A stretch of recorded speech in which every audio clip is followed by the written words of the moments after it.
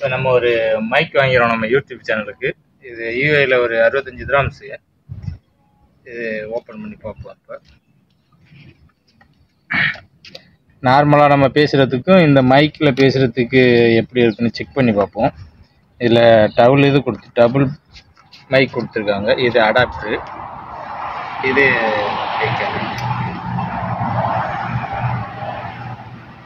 வாங்க செக் பண்ணி பார்ப்போம்.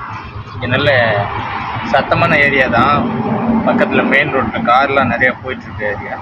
இருந்தாலும் அந்த சவுண்டெலாம் எப்படி நம்மளுக்கு கேட்குது அப்படிங்கிறத நம்ம இப்போ பார்ப்போம். வாங்க அதிக சத்தம் உள்ள ஏரியாவிலே எடுத்து பார்ப்போம். இது எப்படி கேட்குதுங்கிறத செக் பண்ணி பார்ப்போம்.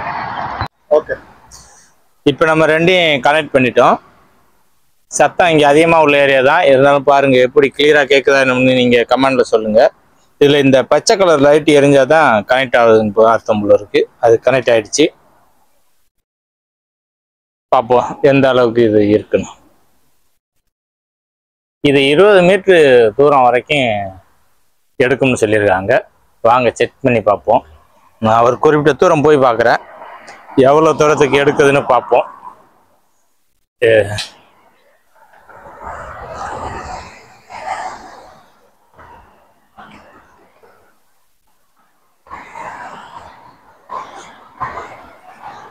இது ஒரு 20 மீட்ரு இருக்கும்னு நினைக்கிறேன். 20 மீட்டர்ல இருந்து நம்ம இப்போ பேசிட்டு வரோம். இது எந்த அளவுக்கு எடுக்குதா என்னன்னு பார்ப்போம். 20 மீட்ரு தூரத்துக்கு எடுத்ததுன்னா நல்ல ஒரு பொருள் தான் அர்த்தம். எப்படி எடுக்குது செக் பண்ணி பார்ப்போம். நீங்களும் கமெண்டில் சொல்லுங்கள்.